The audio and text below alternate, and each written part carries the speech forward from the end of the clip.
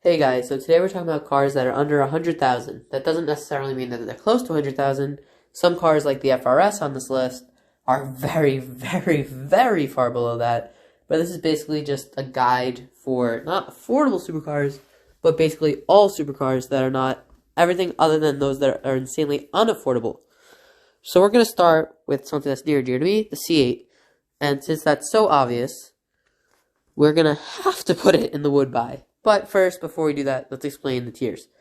Would buy is something I would buy, would consider something I would consider, cool, not really that important, overpriced, run away, don't go near it. Basically, pretty self-explanatory.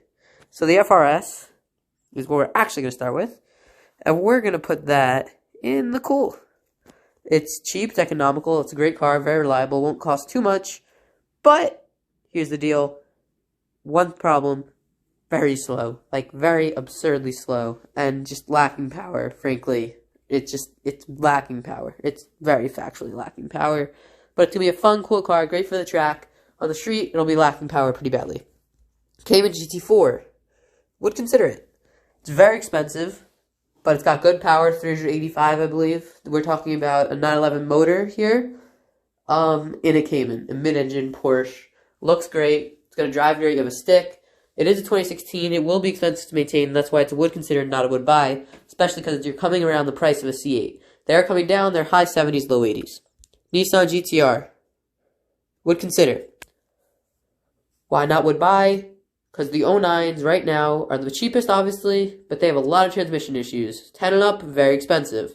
Car's great, but you don't want an 09, and right now the cars have gone up so much, it's kind of an issue. In order to get a 50,000 mile 09, you'd still be spending mid-50s instead of mid-40s, which would have been a few months ago. Okay, now we got the Gallardo. Looks great. Spent a lot of time with the Gallardo, love the Gallardo, but those have gone up recently. They are a lot of money, and they don't drive very well. They just look very good, especially the E-gears. You're going to be putting a lot of money into clutches, transmissions, all that, and it just won't be that fun to drive. R8. What? How did I just put cool with an R8 when the Gallardo's when they're literally the same car, but the Gallardo looks better? The R8's a lot cheaper, market's a lot softer, prices are better. I think it's just a better car. It's a little more comfortable. It's a little more front wheel bias though, so you have to keep that in mind. Gallardo will be a little more fun, but a lot more money, and you can get a stick with the R8 for the price of an automatic Gallardo. 360. Runaway. And this isn't a Ferrari hater thing, runaway. The 430 is very close in price. The 360 and 430 have both gone up a lot right now, and the 360 is a lot more to maintain than the 430. It's a lot less car runaway. 430, overpriced. 430 is definitely overpriced right now. Normally I'd put it at or cool, but it's hard to find one under 100 grand, and before you could have found them in the 70s with high miles, now high miles is high 90s. That's insane. The car is not worth that. It'll also be very expensive to maintain, but it will drive well. It'll look like a Ferrari, drive like a Ferrari, all that. GT500. Cool. It's a cool car. Very powerful. No, you know what? It's Sorry, alright? It's It's too expensive. With carbon track packs and stripes, you're talking well over 100 grand. That's an issue. And that's because the C8 is on this list, and that is a would buy.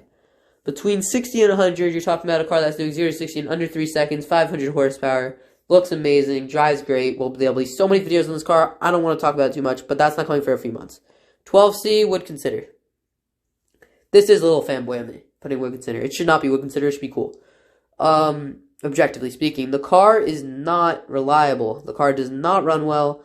The car is very fast, though. It looks great, and it's my car that got me into cars when I was little. I would buy it. For everybody else, would consider it cool, but I would buy it. C7, would buy. Own the car. Can't say anything else. I mean, look at my other videos for that. 4C, cool car. Not worth it. It's a lot. They're not supposed to be that headachy though. But they're pretty cool, but it is a headache. So tell me what you guys think of my list in the description below. Have any questions on any of these cars, let me know. But first, I'm gonna round up all of them. C8, C7 would buy. This is unfair, and I see that. These are two cars that I have put my money on, and I think that's a little, unfair to do that. But Cayman GT4 is gonna get moved up. That's the one difference, because I would buy a Cayman GT4 with C7 or C8 equally. 100%. No doubts. GTR is great. 12C is great. I'm fine with this list. The 360 and 430 are going to be very expensive to maintain. That's all I'm going to say. GT500 is definitely going to depreciate. 4C is already depreciated. Not that bad. Gallardo is going to be not too bad to maintain, probably $1,000 a year. When you have some issues, they could be $5,000 though, so it could be really bad there. R8 going to be cheaper to maintain than the Gallardo, not by a lot. FRS really cheap to maintain, not really fundamental part of this list. GTR definitely would consider, 12C would consider. The Ferraris are down just because their market is so high. 430 would normally be cool. 360 would normally be overpriced. That's just what I'm going to say. So thank you guys for watching. I really appreciate it, and leave a like.